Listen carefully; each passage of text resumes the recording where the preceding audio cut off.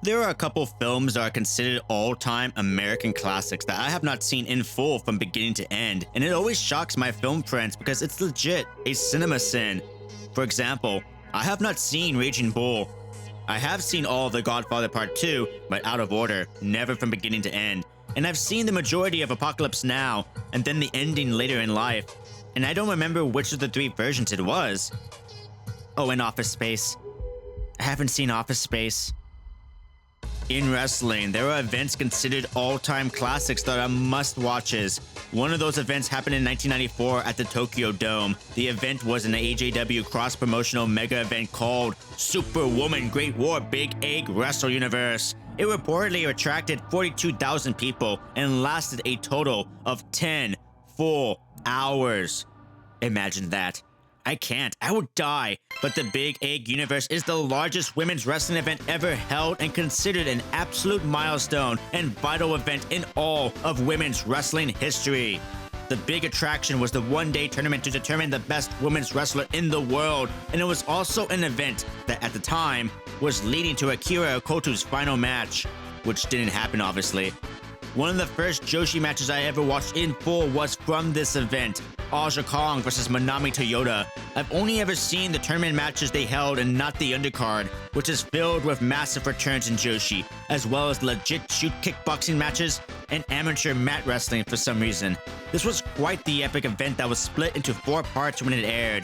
I will be covering the entire 10 hours, all matches. I love the old vibe of AJW and I absolutely love the production. They handled the epic scale so well while making the close-ups intimate, and this guy having a blast with the 90s Dutch angles. The quality of the video processing caused the lights to leave a trail, which is trippy and adds to the overall aesthetic. Less nostalgia, and more like a time capsule, you know? Like this special piece of footage of Neil Young in 1972 entering a record store on Sunset Boulevard and finding his bootleg recordings of his concerts back before there was a Spotify, and sound quality was considered part of the art. But that's unrelated to my point. Instead, just watch them enter the store. You feel that? That brief sensation. The brief immersion into a world that most of us weren't alive for? That's the specific feeling, the color I get from this event. A photograph. Now for the rest of the show, it's not just one of the most important events in women's wrestling in one really long show, but it was one of the more unique pieces of wrestling that I've ever seen. Let's get into it.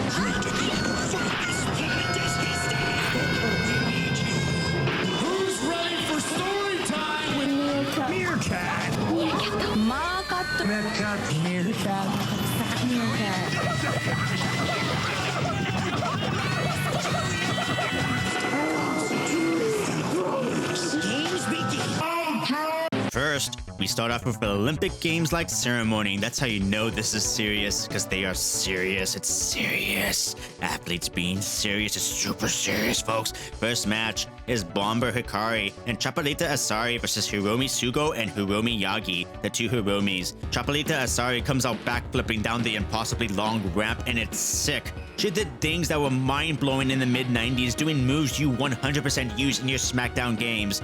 She didn't do the in-ring version of her innovative phenomenal Sky Twister press, but did it outside instead. It's an opening match and just meant to set the tone and give some fun, quick action, and sending out Chaparita to do so was great. It's simple work, and I actually think it's hilarious that Chaparita can leave the Tokyo Dome, go home, sleep, and wake up with the event still happening. Next was a 2-on-1 handicap match. We have Mr. Buddha-Man and Little Great Muta versus Tomezo Sunokake. You know, if this was around the message boards days when I first discovered AJW, I can easily see everyone shitting on this match, but you know what? Not this meerkat. This was entertaining. I mean, this dude had sex on his face with a giant X to signify the mysteriousness of his sexness, and for whatever reason, he was in a handicap match against Mr. Buddha and Little Great Muta. I mean, Buddha Man here seems more than capable of handling the situation, but for whatever reason, he couldn't see the pro wrestle correctly, so the ref would admonish him. It's funny stuff. He even popped poor little Muta badly. Either way, Sex Man got 0 offense in and then it ended. I have no idea what happened either. It was Lynchian. Next was an AJW Junior title match between Candy Okutsu versus Ria Tamada. Candy is a natural out there. The way she glides up the turnbuckle is just art. I was really impressed with Rie Tamada, however. Her underdog performance was really good, and it's probably because her gear just screams Chie Koshikawa to me, but I was enthralled by her performance. It's also great to watch older art forms and see the influences in your favorites of the day, like listening to King Crimson and noticing where Omar Rodriguez Lopez was inspired when writing certain songs in the Mars Volta. Same with wrestling. Like seeing Rie Tamada using a scissor pin here, and I instantly thought of Mei Suruga doing a Mei jump first and then trying the same type of pin. These tilt-a-whirl crossbodies were beautiful too. Tamada would get destroyed by Candy, who glided up the ropes like Kurt Angle would do in the future, and then also pull an even meaner future Kurt Angle and just annihilate Rie Tamada with multiple German after German after German after German after. Really good match. Candy with a sweet victory. You caught that? Next was Manami Suzuka versus KAORU. Oh, nice rope there. Suzuka is 5'8" and hits lots of big moves that are awesome. She also screamed a lot while doing it, while KAORU was calculated and quite athletic, hitting smooth moonsaults with ease. There were big power moves that could easily be registered by the nosebleed seats at the Tokyo Dome, and that was pretty dope. Solid match otherwise. KAORU would have a way longer career afterwards, while Suzuka would wrap her career up in 1995. Now here's what everyone was waiting for. The kickboxing matches, yes! The Kumiko Mayakawa versus Sugar Miyuki. So like, I don't care for real fighting, honestly. Especially in the wrestling space, just given the nature of pro wrestling, it's hard for me to trust what I'm seeing. But at the same time, WWF's infamous Brawl for All had Bart Gunn, the Forgotten Gun, knock out Dr. Death Steve Williams, and completely ruin his WWF run. So, you know, there's humor in it too. But this was very serious, which, again, in the context of it being a pro wrestling event, just makes the whole thing absurd. Kumiko was just taller and lankier, so the fight was over before it began, but they went the full 10 minutes before Kumiko won by decision. Right after was 2 amateur wrestling matches back-to-back between Team Japan and Team France. Why? Why? I don't know. What I want to know is why someone went, yeah, 10 hours. The blonde French girl would win. The second match was more competitive and Team Japan would win that one. Backstage though, that woman who lost, who probably never went on TV ever again, she barely spoke and instead cried for a full 3 minutes. A full 3 minutes. Straight early Kamatani crying, like a Lars von Trier film. I sat and I watched the full 3 minutes of straight crying, and it was one of the more awkward moments I've ever experienced in wrestling. Kaoru Ito was in a shoot boxing match against Fumiko Ishimoto, and now I feel like I should be cracking open a beer and listening to Joe Rogan and smoking weed and being dumb. Both of the fighters were equal in size, so this was much more competitive, but there's only so much I was able to watch before I started drifting to my phone. They went the full 15 minutes, people. The full 15 minutes. Fumiko ended up winning. Wrestling returns next with Chigusa Nagayo of the legendary Crush Gals, who, if you don't know, Chigusa Nagayo and Lioness Asuka basically had 12% of the entire Japanese populace watching them at one point, which is a cultural milestone unlikely to ever happen again. Chigusa Nagayo was in her return arc from forced retirement, facing Reggie Bennett from San Diego, California. Looking at her career, Reggie started in the US early on and somehow found her way to Japan, and just stayed there as the big Gaijin. More power to that feat.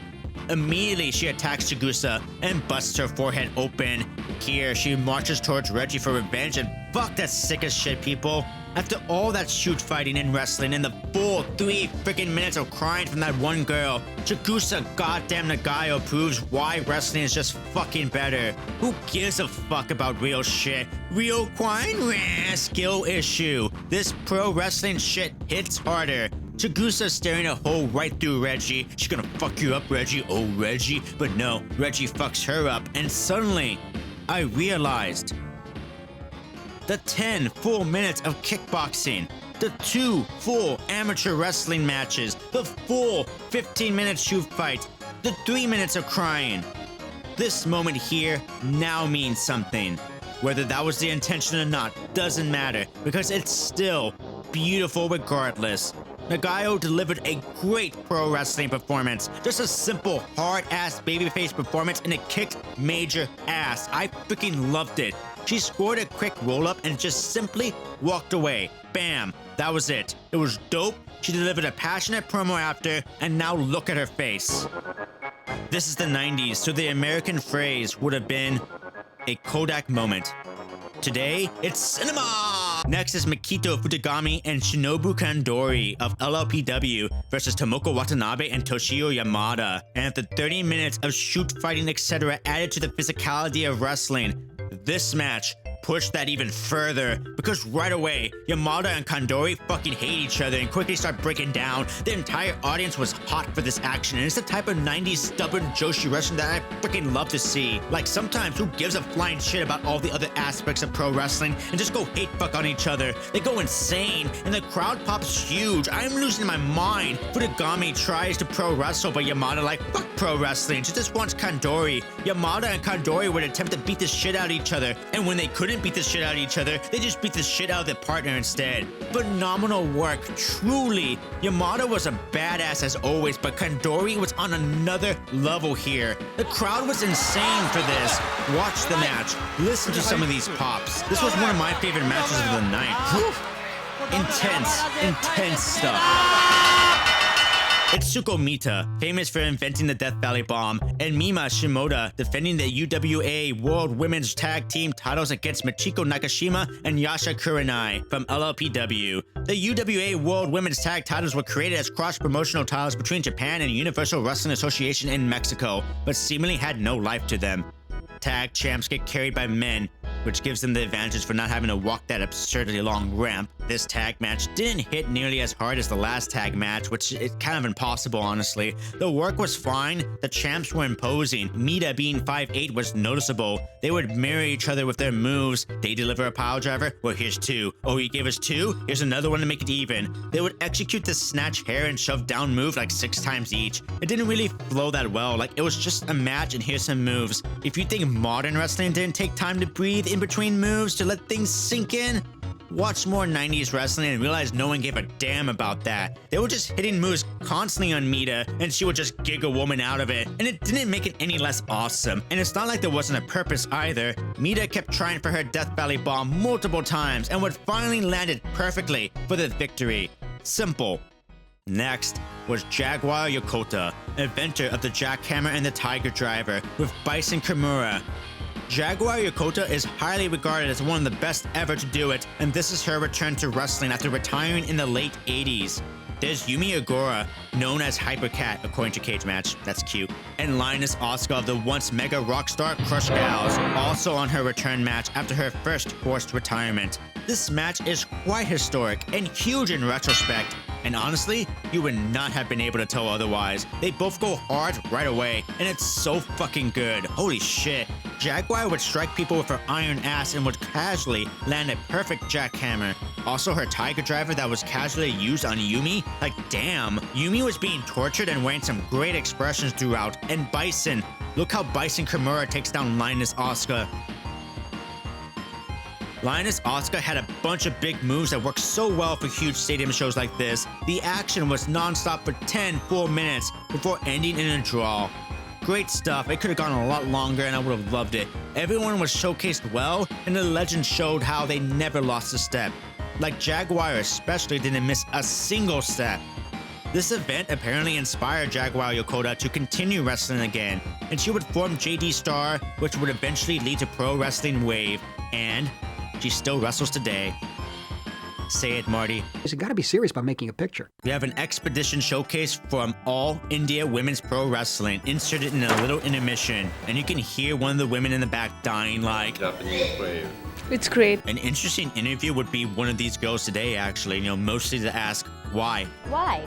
Then, the most intriguing thing happened that's only intriguing to a film nerd like me. But back in 2004, Clint Eastwood directed Million Dollar Baby, starring Hilary Swank, who won the Academy Award. And she faced badass boxer Billy the Blue Bear, played by Lucia Rijker, a former professional boxer and kickboxer. And now, because I decided to watch all 10 hours of this event, at the very tail end of part 2, there's Lucia apologizing to the Tokyo Dome for canceling her match due to injury.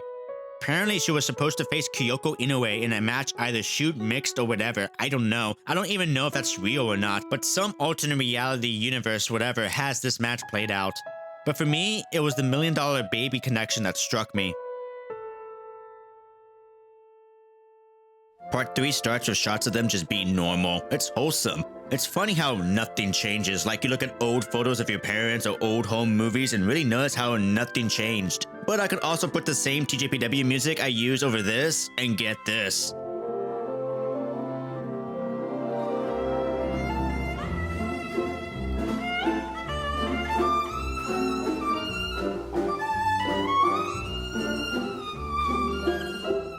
Next is Blizzard Yuki versus Marino Yoshida. Blizzard Yuki was a manga that teamed with AJW to create a live-action version, kind of like Jushin Thunder Liger, their version, I guess. They chose Saki Hasegawa to portray the character and would have her debut at this event with a full theatrical dance troupe doing her intro. And there she is, appearing at this cage up here and just topples down like... And then awkward silence. So apparently the stuntman portraying her was injured performing the fall, and the pause beforehand was about that. Blizzard Yuki would appear in dramatic fashion, but would seem overwhelmed and awkward. Probably because she saw a stuntman hurt himself, The match was fine. Yuki would absolutely demolish Yoshida's legs, but in true 90s Joshi fashion, she would ignore that because no one gives a shit about that. And then Yuki's moves would turn cool and interesting, where she would finish her off with a twisting senton. That was pretty sweet. Blizzard Yuki would only wrestle 10 matches as this character, notably against Manami Toyota in a 30-minute draw. That shocked me when I read this fact, so I went on an entire tangent and watched that match. It was a much better representation for Blizzard Yuki's manga superhero character, and Manami is also insane as usual. Listen to this thud. They would go on to team together, but it wouldn't be much success. In the end, Blizzard Yuki joined a long line of Yukis in wrestling. This concludes the first half of the show. The V-Top Women's Tournament and some special tag team matches make up the rest of the show. I very much enjoyed the first half. Even all the special attraction matches were fun, and like I said in the review, going through shoot matches and 3 minutes of this woman crying on national television leading to this moment of Chigusa Nagayo covered in blood and staring a hole into Reggie is one hell of a moment in wrestling. Kandori and Yamada made me want to punch God though. Oh, sorry, Raku. First round matches, Combat Toyota of FMW versus Yumiko Hotta, who still wrestles today. The match was surrounded by Hota's kicks being laid right into Combat's face and her growing annoyance to the point she spits in her face. Combat destroys Hota's legs, and there's this awesome moment where they talk mad trash. Now this is stating the obvious, but they went hard. Really hard. They kept hitting bombs on each other and they were just eating it all full stop. The ending was interesting as Hota's anger got the better of her as she went on the assault against a seemingly dazed Combat. The ref would attempt to stop Hotta, but then Combat Toyota would strike at the opportune moment for the German pin and the victory. The emotions in this match was very prominent and led to a poetic end for Hotta, who let her hubris be her downfall. Next is Akira Hokuto versus Ego Shirai. Akira's entrance is mega iconic and boss-worthy, but she made the mistake of turning her back to Ego and she spent the vast majority of the match paying for it. Ego Shirai would dominate Akira, with her fighting back when the opportunity arose, but mostly she got her ass kicked until she found the chance to land a nasty Northern Lights bomb, but Ego wouldn't stay down, so Akira would land yet another Northern Lights bomb and Ego would do the classic kick out right before 3 move. Classic. Akira moves on, just a taste of what's to come. She has a lot of time left on screen. Next is the match that is the most famous from this event. It's one of the first Joshi wrestling matches I ever saw in full, and one of the first Manami Toyota matches that immediately sold me on her. It was infamously rated 5 stars by Mr. David Meltzer, and I agree. It's a perfect wrestling match. Aja Kong is the current WWA World Singles Champion, a title that has ties to the original Women's World Champion Mildred Burke, who was mentored by Cora Livingston, the first Women's World Champion who had a much cooler real name as Cora B. Bowser. The WWA Singles Championship is the real OG red belt. If titles hold any mystical fantasy power, then the WWA title is the Elden Ring of women's wrestling. Manami Toyota had faced Aja Kong 5 times prior to this bout, and she had never beaten her. This match will go 17 minutes of some of the best wrestling of the 90s period.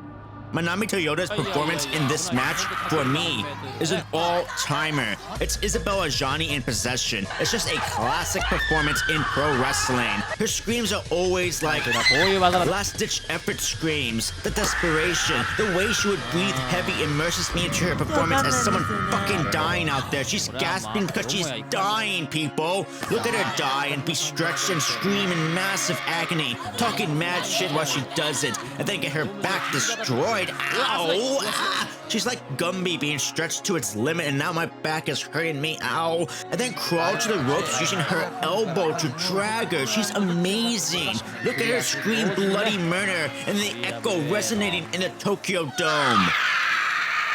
まさにこのビッグエッグ。うわっ That final whelp felt like she was prepared to die. It's so effective.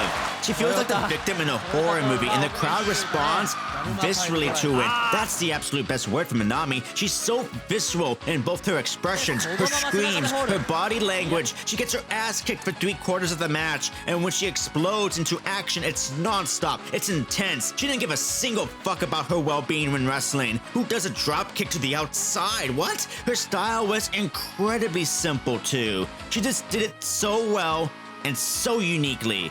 Enough rawness to her actions to emphasize the intense, spontaneous nature of pro wrestling, and she made the whole arena believe she could beat this boss, Aja Kong, who was unmovable in the beginning of this match but nearly losing several times to the mania of Manami.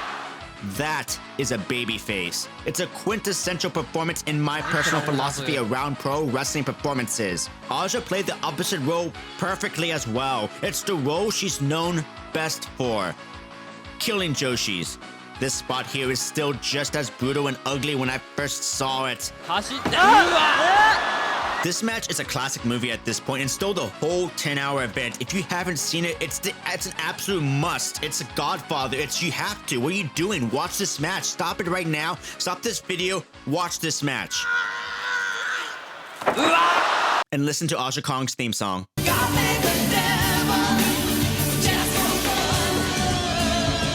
Next was Kyoko Inoue, the bright-colored, brighter personality of the more serious Joshi with a very 80s wrestling theme.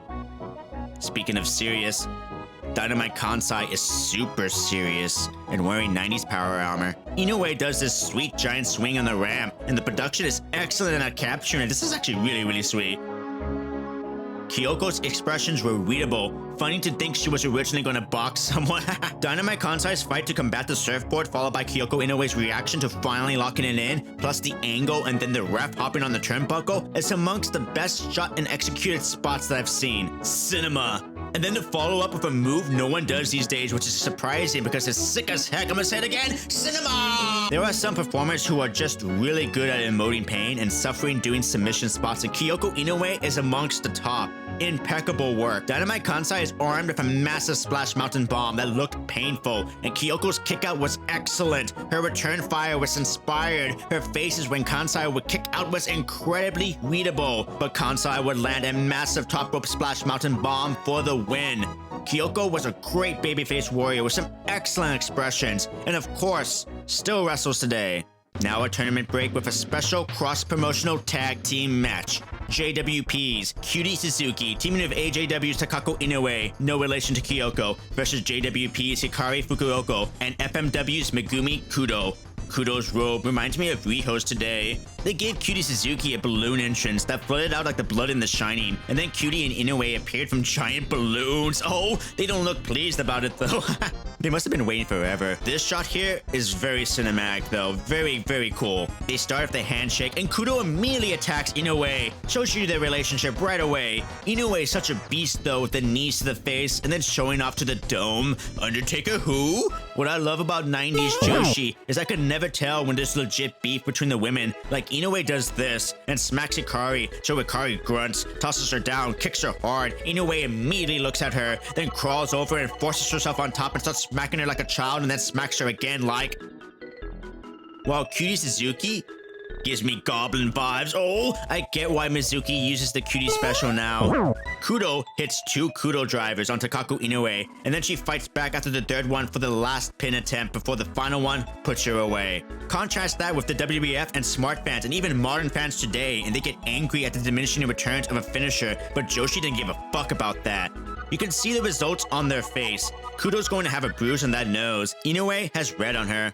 Fun stuff. You've got red on you. Part 4 begins with the beginning.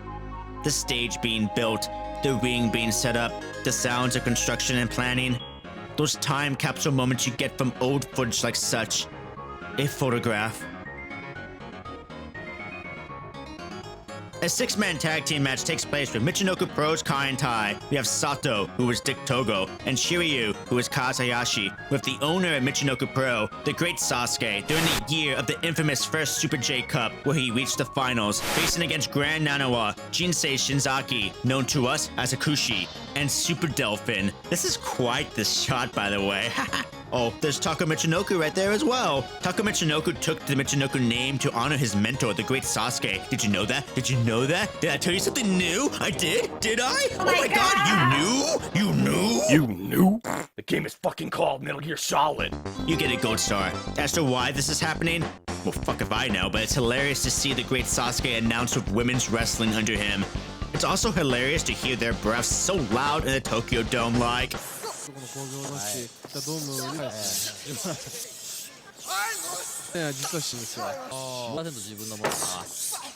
There's a good amount of comedic performances, but there's also excellent action too. We have classic Jinsei, peak Sasuke, Super Delphin hanging out with the French amateur wrestler, the usual. Grand Nanawa dropped Homie on his head, and then Delphin spent the match working Shiryu's balls. He ended up attacking Nanawa's arm in accident. He got so mad and ran away, so Delphin chased him down and gave him a kiss. Things break down and every single person does a dive outside, including Sasuke with an Asai moonsault, and Jinsei dives too, like... Sasuke finishes off Nanawa and calls it a day. Now, everything about this reminds me how nothing has changed in this art form, just evolved. The last bit of this match is how modern 6-man tag matches break down. Just turn on any episode of AEW Dynamite. This was a comedic breather for a very long event, and was also the longest match at 21 minutes. I did feel the length of the prolonged Nanawa comedy on the back end of a 10-hour freaking show. Like, imagine before the main event of WrestleMania, they'd throw John Mulaney out there for a full set. Still very entertaining, but maybe not John Mulaney. And I got to watch every single move from the classic THQ Aki wrestling video games that I grew up with executed right here. So no complaints from me. Back to the women's tournament. Akira Hokuto out to face Combat Toyota. This was intense right away. Combat drops Akira on her head and then tosses her ass out of the ring like... Jesus. Akira was pure fire though. She drops Combat right on her head with the Northern Lights and just dominates her. Dynamite Kansai back out against Aja Kong and that dope theme again. They stare at each other like colossal gladiators and right away. What? Watching this made me realize how rare it is that I've seen Aja wrestle from beneath a larger opponent and have to do things that only delusional people say she can't do. You know, like wrestle. She can wrestle. She ends up destroying Kansai with 3 straight backdrop drivers, but Kansai kicks out of each one. Kansai delivers a monstrous splash mountain that Aja kicks out of as well, and then Kansai would look like a boss kicking out of every move Aja Kong possesses. The final barrage of Hurricane Fists was dope, including one final one to the mush for the victory. Before the main event, we have Alundra Blaze, the WWF World Wrestling Federation Women's Champion, delivering a promo she had 9 hours to prepare for. Like, Bull Nakano and myself are on an even plateau. The All-American woman in the WWF Women's Division that doesn't exist, facing Bull Nakano, who WWF brought in to feud with Alundra for an entire year. Because of the WWF house show schedule, the two have wrestled each other close to 50 times before this dome match. Nakano has her Castlevania music, and Alundra Blaze out with a Japanese biker gang holding the American flag as they go rolling, rolling, rolling. The match was fine. If they wrestled this match in a big WWF pay-per-view, it would have been way ahead of its time. But when it's the semi-main event in a 10-hour pay-per-view, it becomes a rest spot for the audience, which is a shame because the work was decent, if not anticlimactic. Actually, if they've wrestled close to 50 times before this, they ought to be able to have this match blindfolded, so it is disappointing in that regard. Bull Nakano would win with her top rope leg drop, and her reaction was quite cute actually. Bull Nakano and Alundra Blaze were supposed to run this back for WrestleMania, but instead, Nakano dropped the belt to Blaze on a random episode of Raw because Vince McMahon. She would wrestle Blaze in WCW for the rest of her career before retiring in 1997. While she would wrestle more matches in HAW, this would be her final major title win. To have this celebration at the biggest women's wrestling event of all time, and one that is iconic in the annals of history, is pretty epic for the already iconic career of Bull Nakano.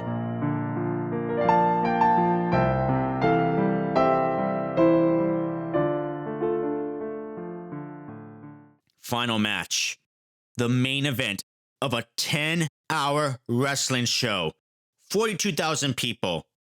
Half reportedly gone by now. We have Aja Kong gaining a massive entrance descending down. Akira Hokuto gets the same entrance looking sick in her costume. Both times they faced each other in a singles match resulted in Aja Kong defeating Akira. Here she wears a bit of emotion on her face that doesn't last long as Kong slaps the shit out of her, so Akira slaps right back. This match was Kong domination as she went after the surgically repaired knees of Akira. The match then shifted completely when Kong went for an unnecessary dive and messed up her own knee. The action stalled completely, which on a 10-hour show must have been frustrating, but taken out of context, Aja Kong would proceed to give a hell of an acting performance, probably her best in her entire career. Not match, just her performance, her singular performance. Aja would sell that knee to the point where the refs and the doctors were taping her up. She would give such extreme cries of pain, and her face showed more emotion than I remember seeing from her. It was a top-notch performance, and after 2 matches including an all-time classic for Toyota, this is hella impressive, and a further stamp that Aja Kong is one of the best of all time. Despite being Akira's show and her representing the emotional core, Aja Kong stole this whole 10-hour night away. This match was marred online as being disappointing, but I didn't think so. The ending was entirely anticlimactic, I will agree, as Akira would spam 3 Northern Lights bombs seemingly out of nowhere too, and the match would just suddenly end.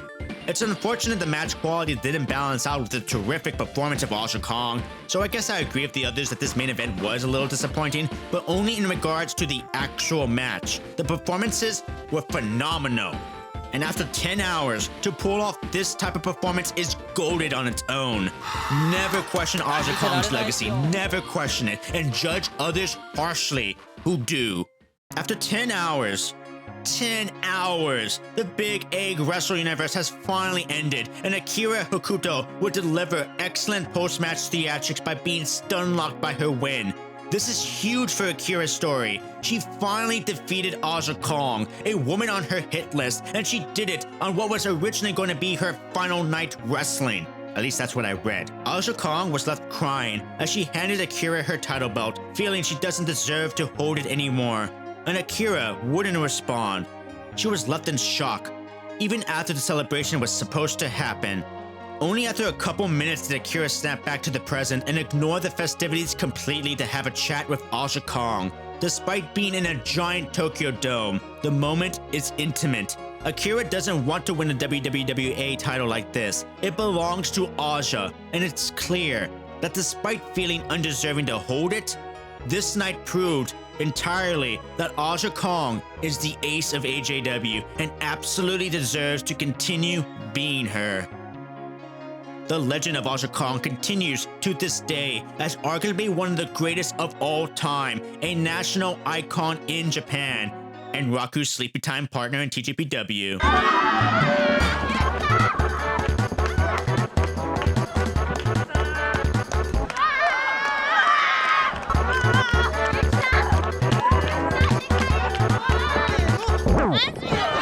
Akira Hokuto celebrates the end. She would still be stunned, highly emotional as she walked the long ramp to the back to end the show. Akira Hokuto never won the WWE World title, with the only world title she won from CMLL and the WCW World Women's Champion, before the title just disappeared in WCW's incompetence. She would wrestle a couple more times in AJW before continuing to wrestle in Gaia. She would marry wrestler Kensuke Sasaki, raise 2 children, survive breast cancer, and ultimately, the Dangerous Queen would go down as one of the greatest women's wrestlers of all time. The 10-hour Big Egg Wrestle Universe show is worthy to watch for the history and the legacy alone. It was traveling back in time and revisiting an era of high elite women's wrestling. Most of the event was indeed skippable, but I'm personally glad to have watched it all. After 10 hours, there's little more I can say on this subject. It's a vital piece of history and a masterpiece because of this. but notable slow-paced long film director Bellatar once took 7 years to make Saten Tango with a running time of 7.5 hours. By default, that's cinematic mastery, but as a viewing? Oh my god! Holy Turin horse, that's just something you do once, right? You did the thing and you get a gold star. Well, I got my gold star. Or big gold egg.